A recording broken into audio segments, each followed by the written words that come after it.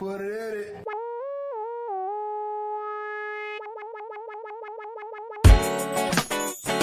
Welcome to another episode of the People's Mic. I am Jimmy Peoples, and good. I'm happy to have you on. Introduce yourself real quick. Hi, Patrick Bucher. Get close. Share that table. Yeah, Long Beach, Bucher? California. Yes. Where I'm a gang member. What gang? The Cripples. You know, It'll mess you up. It will mess you up. You know how fast we punch with this. What do you call the shaky disease thing? Parkinson's. Parkinson's posse. Oh, yeah. Well, fuck you. That's fucked up. All right. Hope I don't get in trouble for. Parkinson's? Yeah, I can't You're wait gonna get some calls and letters. I can't wait to be famous enough to get in trouble for the things I say. I know people be like, "Oh, I don't want to," don't come down to comedians, but I can't wait. I can't wait to be like, you know what Jimmy said? You know, he won't say tranny, right? Yeah. Look what happened to Norm Macdonald. You could be just put out of biz. What did he say? He still has a Netflix show. He was kind of supporting, Roseanne and Louis C.K. and which isn't really politically correct right now. Oh, you know what shit. I mean? Oh, I gotta go. I was rushing, but I don't know much about it. Norm is the kind of guy that says reckless shit. Yeah, right. Yeah, exactly. If he said that, there's nobody that said, "Wow, I can't believe he said that." Yeah. No, he's the kind of guy who's like, "Yeah, that's Norm." Yeah, that's the times we live in. I'm talking like I fucking know the guy. Norm. Yeah. Oh, but tell me about yourself. How'd you get here? And How did I end up here? How'd you get to the stage? Okay, comedy wise, yes. Right? Okay, I always wanted to do stand up like everybody, right? Did you want to do it when you were young? No, I was told I was going to do it by my schizophrenic, manic depressive mother. Who you got to hold it? Yeah, kill set with that right there, right off the bat. You should be doing comedy. She woke me up one night with a knife to my neck and said, "You're going to be one of the funniest comedians that ever lived." Geez. And she put a record of Richard Pryor in my chest. Are you serious? Yeah. She woke me up. She was like, "I'm not going to kill you, but the demons told me to kill you." And then she just walked out the room and ran down the street naked. Maybe it was bath salt. I don't even know what they had with it. She was always saying, I don't know. Well, ever since then, that's my Ricky Bobby moment. That's the foundation shit right there. Yeah, it was kind of same thing. Broken home. Yeah, my dad was out of the picture, and 5 kids. My mom was, but I don't want to mix it like I was, wounded. I always liked watching the Tonight Show. I can remember watching that.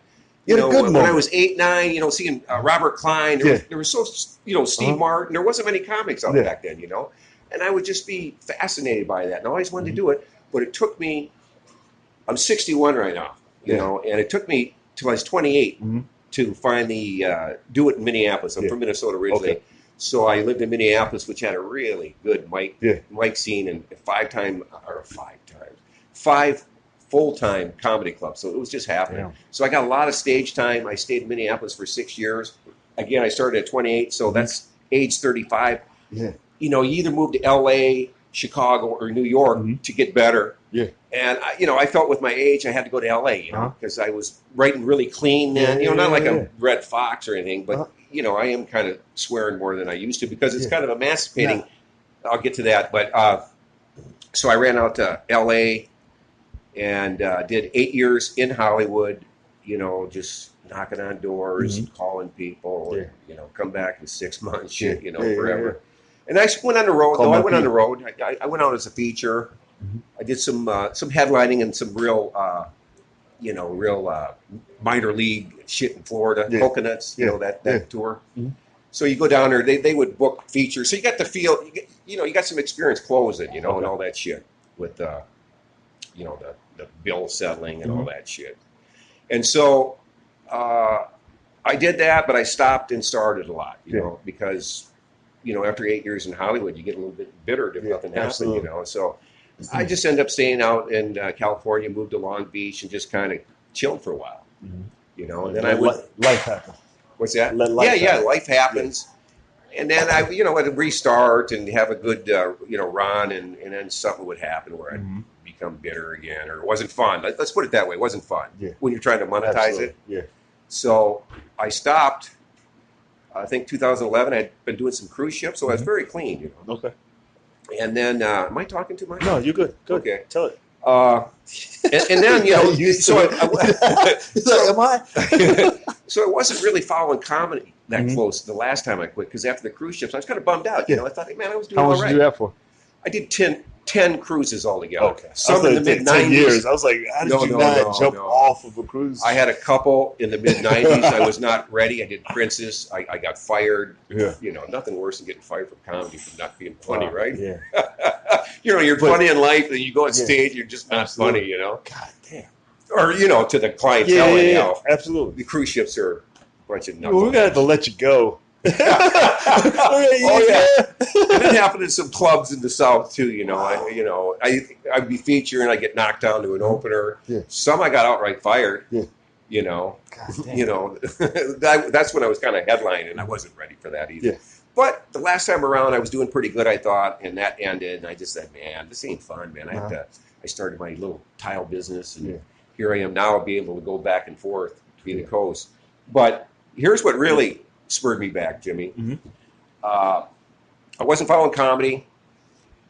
Somebody turned me on to Bill Burr, man. Okay. I didn't even know he was around forever, and I saw him about 5 years ago. On YouTube, Netflix. Absolutely. He kind of blew me away. Yeah. I mean, that guy. Not many comics impressed me, but he blew me away. I remember seeing that. I know what you're talking about. Yeah, and that's just like, man, I like that shit. It looks like he never changed. It felt good. Yeah, it looked like he never changed his point of view. Because he was. He was from him being younger to older. You see how angry he evolved to. Yeah. And like it was between him and Louis that just being real. Being speaking real from the heart and not feeling like you were telling a joke, but just speaking from your experience. Like when they tell you, hey, just tell your voice. That's what it felt like, and it felt good to see them do it. Oh yeah, and you knew it was real. Yeah. And so that kind of. And then I thought, I've been doing comedy for a long time, even though I stopped and started a couple times. I was writing clean and clever and writing for the audience, what I thought the audience wanted, Nothing wrong with that. I had a good run with that. But at some time doing comedy, I mean, you really owe yourself to be yourself or try to find yourself, right? Absolutely. So now I've been back 3 years and been coming to New York to kind of accelerate my whatever I'm doing now, which is kind of just saying what's on my mind. You see me, I'm fucking swearing too much and all that shit. And it looks good. It looks good. Do you think I swear too much, Jimmy? No, not enough. Sure? No, I don't think you do it enough. Really? No. Sometimes I walk away and I say, well, what the fuck? What's wrong with me? Why am Absolutely not. Oh, thank you. No, you should. And because you're in that lane. You're like a Brian Regan that curses. Thanks. And that's why I like your lane. You're funny as hell, but I like a comic that curses. Brian is amazing. I think he's actually one of my favorites. Well, he's one of my favorites as well. And can I tell you a little bit on these Florida runs? I was doing. I was in. I don't know, somewhere some. Super 8 or some or super whatever they Super 6, Super 6, the Motel 6. Yeah, the Motel 6. Whatever, it's a fucking comedy shop. I was headlining down there, and the feature bailed or canceled, and Dennis Regan, Brian's brother, came in there and he featured. He was a headliner, but he lived in Tampa at the time. I got to know Dennis, and who's very funny. He's done Letterman and the Tonight Show and all that. Very funny. Absolutely. So I got to be friends with Dennis, and I got to meet. I go back to see Brian at his theater shows when Dennis would open for him and stuff like that. So I got to know Brian a little bit too. That was kind of cool. That's awesome. So you met him. You met him. I'm kind of first name basis. Don't ever adjust the shirt. I'm a guy. I'm a big fan of Brian Regan. No, definitely fan. So Bill Burr's at the top, and Brian Regan's there. Early. Do you think it's better as a comic to be compared to another comic, or not, or like, hey, we'll have somebody be like, hey, I've seen your stuff. You kind of like, or somebody see you and be like, you're not like anybody I've ever. What is? Dan, what's up? What's your thoughts on that? Let me ask you first. You can answer first. That's my question. Okay. Well, there's a part that's flattering, right? Mm-hmm. But then there's a part that's like, man, I want to be unique somehow in this shit. You know what I mean? I want my own point of view. But is it better to be compared and be like, hey, because you're good, or like there's nobody I can put I think it's better to be compared. People have said I have a Brian Regan look. You say kind just that aura. Just that, not the look. But just I don't think I'm copying him. Demeanor. To tell you the truth, I'm really like that. No. But he's the guy that. But there's a bunch of comedians like this guy reminds me of Dave Chappelle. He's funny as hell. He just does that. Yeah. And this guy, Dane Cook. It's a good thing. Yeah. Because you're funny. Yeah. But it's like a lot of Indian comics, a lot of young Indian comics are they can compare it to Aziz because they have that same that same sound. But not necessarily the same jokes. Right. But I don't know. I don't know. Yeah. Have you been? I don't get that. I don't get any. You don't. No, I don't get. Been in with anybody. So I don't know if it's a bad thing. No, maybe you should. You just suck that bad. We don't. You're not like anything that'll ever be. No, you're fun as hell. It's like you're a strong JB Smooth. That's what I get. Yeah, that's the only closest comedian because we're both bald and black. Yeah. People have actually said that? Yeah. I've actually got that from his brother. Which is, I don't know, fucked up, but yeah. No. That's so I don't know. Maybe I'm right now.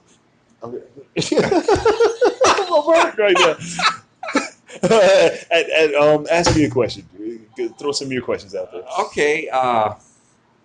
I know your next step, you're doing the podcast, you're doing things, giving it out there. You're searching to get off the West Coast and start doing that scene a little bit. I'll probably one step is to be bi-coastal. I beg your pardon. Bi-coastal? I don't want to just live. I want to cheat the weather. Yeah. Like right now, I want to be packing my stuff to move to LA for 6 months and then come back. Awesome. In March. That's the goal. Like I want to be one of those. I want to have a jet that flies above the clouds. That's the ultimate goal. I don't want to like when it's stormy. It's like, oh, we can't fly in this weather, and you have a jet. You want to Learjet? That's like, fuck clouds. Yeah. I want to be able to, I don't know what the weather's like right now in LA, but there's no. Where's the New York? That's always that's sunny when it's shit here. Where's that at? Is that Tokyo? Is that China? No, what? Southern Hemisphere. Southern Hemisphere, right? Where it's opposite? Where it's opposite. So what's the big city on the other side? The biggest city? Oh, like Buenos Aires and Argentina. Yeah, that kind of stuff. They'll have the exact opposite weather. I'm glad because they're ending up their winter right now. Yes. Okay. Yeah, so it's going to be their. What was the Australian Open, man? It was like recently, right? And it's like 100 degrees just a couple weeks ago there. No, they're going into they just finished up their winter. But wasn't it hot during that? The Australian, it was like, of course, everywhere it's hot with global warming, right? Yeah. Oh, yeah. So, Argentina I should look at. Yeah. That I know for sure is direct opposite because I've been taking a little Spanish. Got somebody in Argentina. I can do that. Oh, yeah. Oh. Might be a move. Good. But that's a worthy goal, Jimmy. I've been fortunate, as Dan knows, and I try to come every 3 months, man. And I just do 11 days and I get like 30 mics in and it's just been wonderful for me because I couldn't develop wherever I'm at. I'm back 3 years now if I was just doing like 2 or 3 mics in LA because I am done doing this driving around stuff, man. No, you need I say fuck a mic. Like at this point, fuck a mic. Goddamn music. And then visiting New York, I got inspired by all the mics that I started my own mic out there in Long Beach. More for you should have a mic in a show. And a book show, you mean? And a book show. One show that you have control of. Yeah. Absolutely. In the same venue, you mean? If you can, the same venue. That would be good. Lock down a venue and do as much as you can. Yeah. I'm going to do that. Once everything should snowball. Like I feel like you should have a mic. You should have a show. You should have somewhere where you can create content. Yeah. A podcast, a vlog. That I'm going to do. That comes out regularly. How much time you put into a vlog? I consider this part of the vlog. That's a vlog? Just because it's video. All right, the podcast is the audio that I put up. I put one up every day. The vlog goes up every day. This is live right now. That's awesome. All right, so and that's just content. You can always go back, and I try to evolve that. Eventually, I'll get somebody to do the artwork, and then have maybe an engineer to play music and have clips. Yeah. Some of these guys that they're doing the podcast out in L.A., I hear horror stories where they're putting like 40 hours into their podcast. With editing. You can like if you're doing. I just talk, so I don't have to edit that much. It's radio. I don't play music. I just let it run. I like your, you can. Yeah, I like your style a lot better. A lot of these guys have all these. I don't have time for that. Like Jimmy Fallon questions for you. No. Well, I'm not going to go back for it. I just want to see what you are. Let's talk about what's going on in the world, and it's an episode. And you can follow it. Follow us. Yeah, I talk about kind of what's going on in my life a little bit, but what is going on? I'm not that comfortable yet. See, I can talk about training. I'm just trying to grow. I'm trying to grow the things that I love. So I'm trying to grow my training business, and I got a couple online clients, and I want to grow that. Yes. I want to grow my website. I want to grow my. I'm doing acting, but nice. I was like you with comedy. Like I used to do the acting when I was a kid and go to all the background work. Not really. But you were very interested in. My mom dragged me to do background work. Yeah, she was like, "We're going to do background work," and I was like, "What the fuck is that?" And we're just going to sit around and be in the back when they shoot, and you're going to be on set, and then Denzel's going to be there. Yeah. And I was like, "Yeah, all right." And I didn't have the stamina then. That was the problem. I was young. I was like younger than 10, and you didn't know how long it took. 12 hours seemed like a lifetime. Right. And we were sitting on set, and it took forever. But now that I'm poor, I'm like, we're sitting on set, there's cute girls, and there's free food. So I'm like, I'll be here for 12 hours. Yeah. I'm here all day. And then it's easier. Yeah, I had a good friend that I met doing comedy in Minneapolis, and he ended up moving out to California, and he did some background work. He actually got in some principal ones. Black Book. He's in about like 7 scenes. It's like open mic for actors. Yeah, and that's what it feels. But he told me some funny stories, man. That everybody's a little crazy out in L.A. because everybody's really wanting the acting out there. You know. And a lot of them probably are actors. But, absolutely. But he'd overhear some conversations during downtimes, and they're eating their food and all that. He could mimic really well. And he told me one time that this gal was on there. I told you I can't talk right now. I'm on set. That kind of shit. Like she's a director. So he got it much funnier. People say they're on set like they're really doing something. I'm like, I'm going to be on set all this week. Like, no, you're going to be. Told you I can't talk to you right now. I'm on set. They do that shit. That's funny. Like you doing something.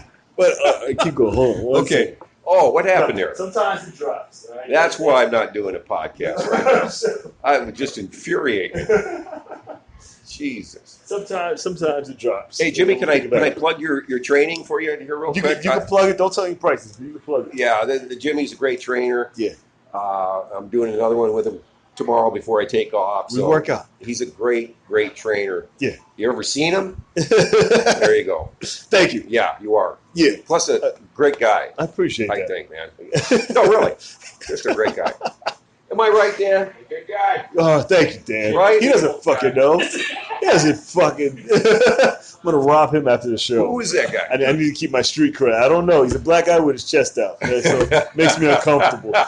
We were just talking about that. What not to be. Well, we don't even want to incite it, but you and I talk about when is the day somebody's going to bust into a mic and just start blasting people. It's only a matter of time. Like I try to jokingly prepare these guys. I was like, "Yo, the exit signs are here, just in case." I'm not going to save you. All right, I'm here for the cred. All right, I just wanted my mic to be known as the mic that got shot up. I should have never brought this up. Yeah, so I mean, but I shouldn't say this on camera. I hope it's mine. Oh. Is that wrong to say? No. I hope.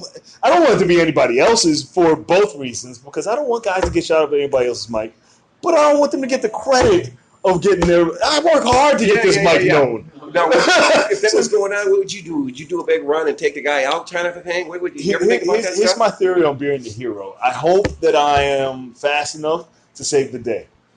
Oh yeah. Theoretically, I'd like to toss the chair and the gun goes in the air, nobody gets shot, and I punch the guy in the face, and I'm a legend forever. Yeah. Like those guys. That doesn't happen. Those guys in France. Everybody's going to die. I'm going to be the only one that lived because it was my fault. Probably because I took the guy's $5 and I was like, yeah, and I talked shit about him. I was like, you're never going to fucking make it. And he got mad and shot everybody up, and I'm the only one that survives. That's how it happens. You know, I trip and fall on the gun. Some dumb shit. Yeah. There's so many shootings now. You get desensitized, and I try to do this in my comedy, and I'm actually trying to be fucking serious. I'm so sick, but it's because of these shootings all the time.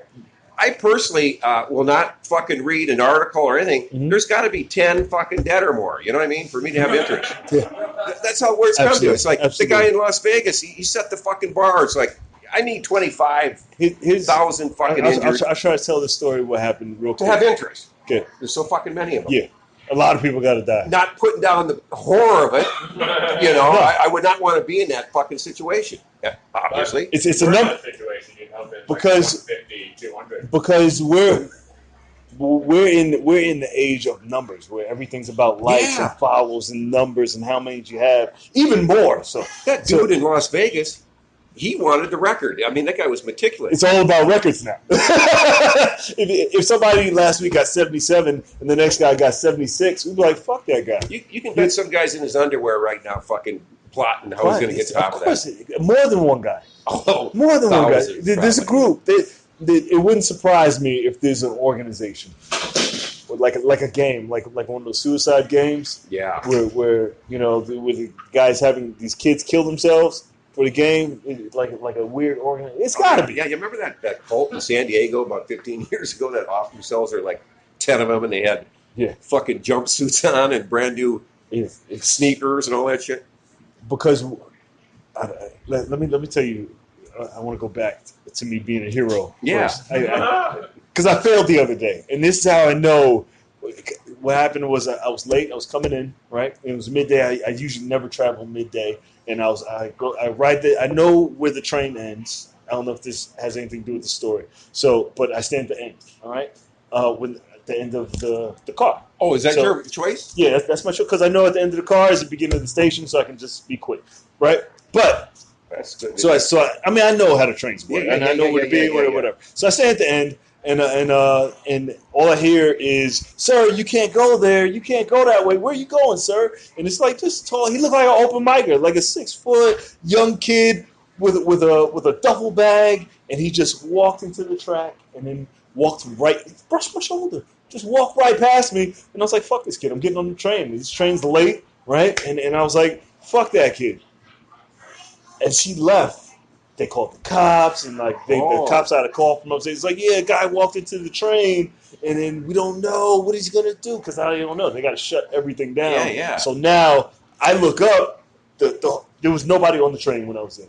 When I look up, train's packed. The train's shut down. No trains are moving. They was like, we got to get this guy. The cops are coming down. They got to say, we got to wait for the dog to check his bag. I could have stopped the guy. I could have just been like, hey, come here, get down. Did he leave his bag? No, he took his bag. He was like, fuck you guys, and just walked in. But I walked. It's Journal Square, so it's still outside. Okay. So he's still walking outside, and then just walked into the train tracks, and he was like, I'm not waiting for the train. I'm just going to walk. Oh, But he was like, fuck that. I do what I want. Yeah, but I was the last resort. And he walked past me, and I failed. I failed as a hero. I could have stopped this rush hour traffic. What do you think you could have done differently? I could have tackled him. Like if I knew it. Because they were calling him, right? Yeah, they were like, sir. And I saw him. I was like, fuck and you that. actually brushed him? Yeah. So he just walked you past have remorse. I feel bad that I could have done something. You maybe would have put him in a headlock. You'd be fucking, have a I lawsuit. Like, hey, I got to. See, you're out of your shot. He didn't. Another car. It would have been on me because he was beautiful, like on the scale, like attractiveness. Like if they had a judge and say, "Hey, get the beautiful white kid or get this motherfucker," that I would immediately. You know how many times I could be like, "No, not me, him." They would have fucked me up. Yeah. But wow, yeah. What would you think he would have done? I would have just tackled it. Like in the perfect world, I'm like easy. Like give him the football. Yeah. Right, and then see what he does. What he does. Usually they don't do nothing. If he's crazy, that would be a good move because if you did that, you weren't like really assaultive. No. Then if he fucking wigged out, he looked just like him. Every time I see him, I was like, "That's the fucking guy." Just like him, just tall, like 2 inches taller. But yeah, because you think you're gonna be a hero. I train, I lift all the weights I can. I'm like, one day I'm gonna save the day. And no, you're gonna be fucking waiting for the train and mad, and you're not gonna do shit. The deal is, in this climate, in this new world, you're gonna have another opportunity real quick. Yeah. You know what I mean? I did catch a girl who almost fell down the steps with one hand. Like, that's a hero. You walk up, she's walking down, and then she stumbled, and she's like, "Oh, bags flying!" Dropped the bags. She was in mid. She was in the high. She had the high kick, and man, I could have easily did a drive-by arm, full grab with the wrist. She twirled around. I was like, "I got you." She was like, "Oh my god!" And I was like, "That's why I work out. I'll be in the gym twice a day tomorrow." Yeah, but that never happened. You know, she could have. How old was she? Was she old? She's a young girl. She's fuckable. Oh, nice.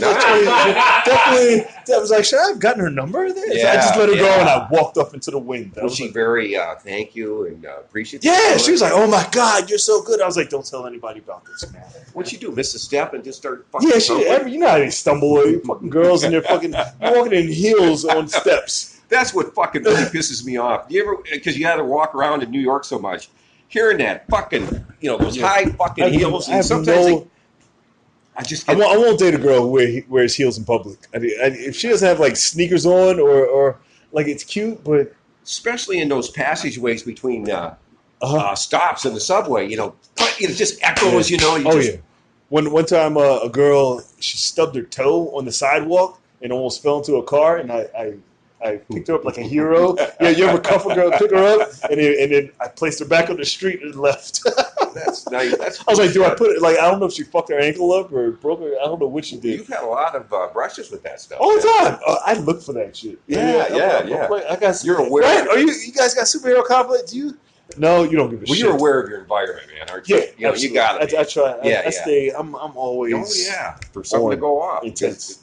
It's tough living in New York and LA. When you're in the Bronx, your parents raise you to fucking pay attention. They smack you. You'd be like, like dad's like, pay attention.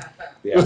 Don't be a fucking What happened to your mom? Can I ask? Well, my mom passed in 99. 99? Yeah, How old in was a car accident. Oh, a car accident. 40. Same. Did she get medication? I was in a car accident. No. I was in a car accident taking my sister to college. And we got. You were with your mom? Yeah, I was with her. Oh, Jesus. I didn't know this.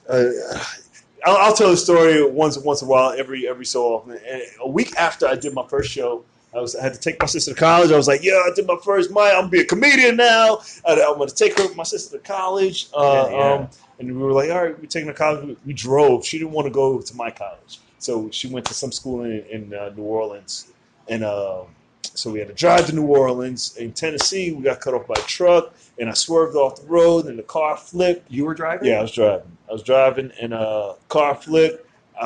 I got tossed out. My window was open. They got tossed out. Their windows were closed, so both of them died. Your sister and your mom? Yeah, my mom. Oh, I'm so sorry to hear that. They both died. Wow. And then I was paralyzed for 2 years after that. Yeah. How old were you? I was 22. Jesus Christ, man. 22. I did not know so that. then I did that, came to college, and I forgot about comedy for like 13 years. Wow, understandable. Yeah. So I did a whole bunch of life. I was doing radio.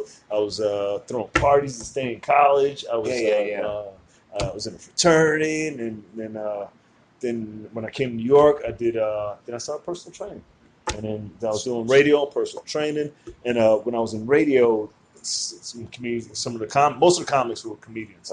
They were like, nobody's gonna respect you unless you get on stage, and then that was the bug. That was the bug that kind of did it, and I was like, I got to get back on stage. But I didn't get back on stage until like 2011. I went to see one of Kevin's. I didn't cheat on my ex. I was with a girl. A girl that when you break up the makeup and he was like that one that got away, and we were hanging out, and we went to go see a movie, and I saw a Kevin Hart movie, and then he had that speech where everybody wants to work hard, but nobody wants to. Everybody wants to be famous, but nobody wants to work hard. Right, I was like, I fucking work hard. Yeah. And then I just got back on stage. Awesome. Where was your first mic when you came back? The Laugh House. My first, I wanted it to be the Laugh House. Where's that? It was a club in Philly. And I tried to get into that place. The Laugh House. Forever. Who was the name of that booker? I mean, I must have called her. Shit, that place is closed now. Yeah, but I forget. That's right downtown. It was one of the owners. One of the owners. But when I came back, the wife had died. She died years ago. So the husband ran it, and then he kind of ran the place into, he wasn't the business guy. He was. What was the lady that booked it back then? I wouldn't remember. Nobody's from the Laugh House. But I know the Laugh House. That I don't know. But I did try to get into that club, and that's part of the reason. They used to do a big Wednesday night. So when I first started, Kevin used to do the Wednesday night. He was winning. He was about to blow up. Is he from out of Philly? Yeah, he's from Philly. He's from Philly. And then when I came back, couple, I guess around that era, it was closing down. So right. But I started and stopped the same month, around the same week. I wanted to be the same day. Yeah, I came back. So after that first mic back, did you jump back into it full time now? Yeah, I did it every day since. Cool. Yeah, I got on every day in Philly since. I was like, I'm gonna do this every day till I die. So you've been back 8 years. 8 years. Yeah. 8 years. Respectfully, I mean, you miss a Monday, Sunday now, but I mean, every day since then for a couple years. Good for you. And so that accident was a real impetus for you to get strong and rehab and all that, right? Mentally and physical. After the accident, yeah. I had it. That was a real drive, right? I had there were like these athletic before. Yeah, I was an athlete. I was one of the fastest kids in the state in Pennsylvania. Yeah, okay. So one of the 6 fastest in the country. I want to retract that question. no. The doctors were like, "Hey, if you weren't in this shape, you would have died. Because your organs were beautiful. We were about to take them from you. They were like, really? Yeah, but nothing was signed. I didn't at the time. I didn't like now. They're probably going to murder me for my organs. Tell me about the paralysis. What was that all about? I shattered everything from the waist down. So I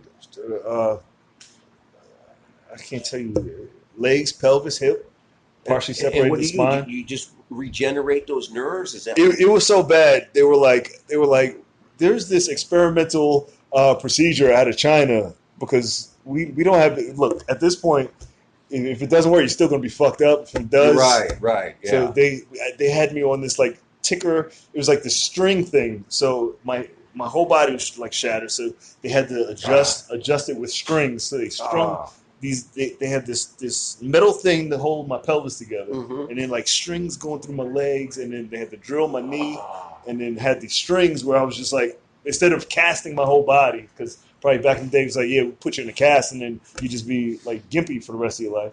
But they had like these strings to make sure your bones would heal correctly. So they would come in, the nurses would put the strings in, and then they had this one machine where my leg would just have to move so the blood would circulate. So that's 2 years of doing that? Not 2, but roughly, a year and a couple months. And then you felt it coming back then?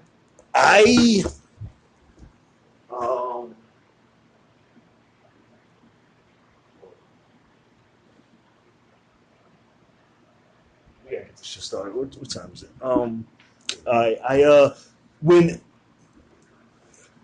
When I was down there were these 2 church. They were like the churches were at war.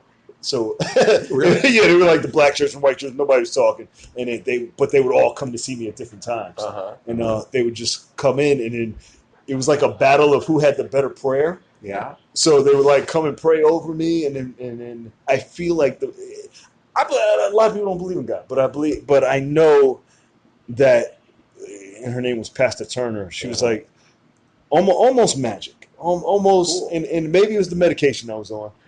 But when she did one prayer right before I had the surgery, like, look, if you get your nerves back, then like we need your toe to move on what was that fucking movie? Kill Bill. It was like the toe moves, then your nerves are communicating. So she came in and did this prayer, and it was the one thing I remember. I remember that I was like, pulled out of that environment, and I was standing in water.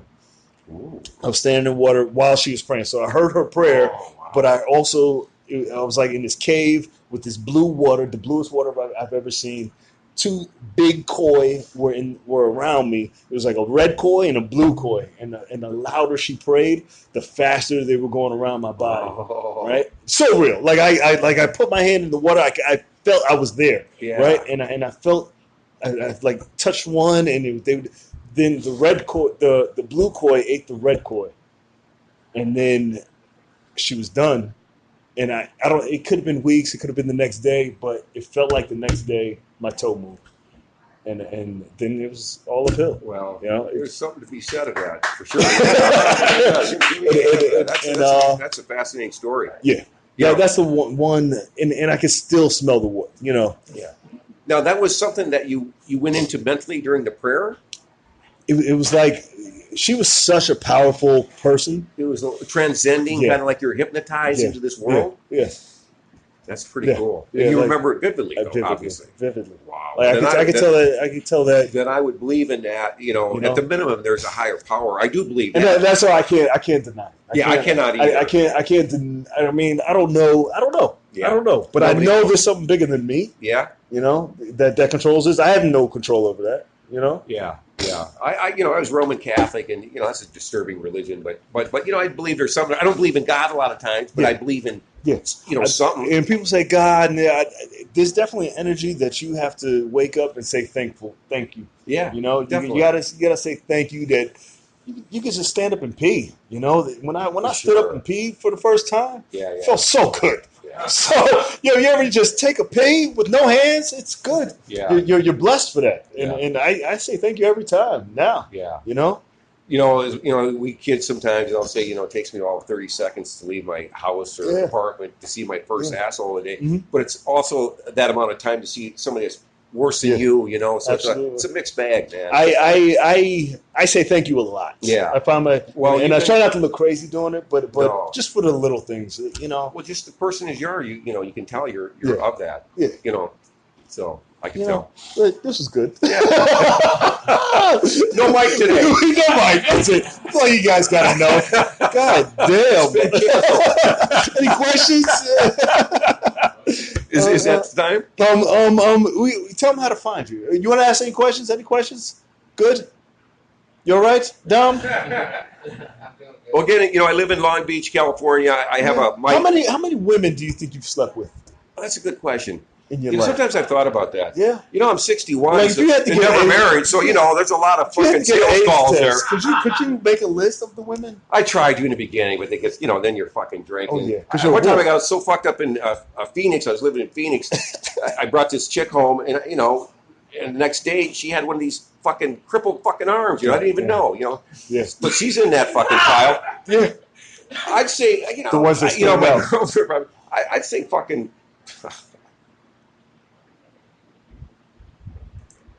300 to 500. Small. That's good. Hell yeah. Yeah. I've never been married. Just fucking the odds. Are you sure that you don't have kids out there? Like, I'm not sure. There's no way. I have 2 brothers that had illegitimate kids, and I never have. And they actually say, "It's like, how the fuck did you not?" Yeah. Like, not in college. Like, I dodged that like the Matrix. Like, yeah, but I did it. I impregnated a gal, but she. I've come scares. Yeah, she aborted. I didn't have anything say in it, but she just wasn't going to have. She's like, I'm not having your fucking. So I know I can impregnate. So yeah, I'm lucky there. Good job. Yeah. Oh, we'll end on something soft. Yeah. Okay, I'm trying to get an Instagram presence out there. I have a website that. What's your website? PatrickTheComedian.com. Patrick the Comedian. Instagram? Yeah, I'm on Instagram. Bucher56. 56 is my IQ. Yes. Good job. Twitter? No. Not on Twitter? I don't really understand that. YouTube? You got a YouTube channel yet? Yeah, I'm on YouTube too. Do you have subscribers? No, I haven't tried to do that. Start doing that? Yeah, you got to have 100 subscribers to get your name on YouTube. So to get the YouTube YouTube.com/ Do people whatever have your to? name is. What do they pay for that subscription? Not for pay. No, it's just like following. Subscribe is same as follow. Just tell people to subscribe to my YouTube. I'm going to channel. get on there, man. I'm going to get a podcast. So you can keep it. Get your podcast. Next time you come back, you're going back to LA. I'm sending you back to LA with a mission to have your mic, your podcast, your show. What else? A wife? I don't fucking know. No, not a wife. I have Don't a nice do that. girlfriend. I got a nice girlfriend. That's it. But we don't live together. That's the key to that. That's it. Just your show, your mic, and your podcast. And when you come back, you're gonna do it here. In Thanksgiving? By After Thanksgiving? whenever you come back to New York. Okay. I love giving homework at this podcast. I will end All right? to it. That's it. Give it up for Patrick Booker one more Guys. time. Pleasure. It's always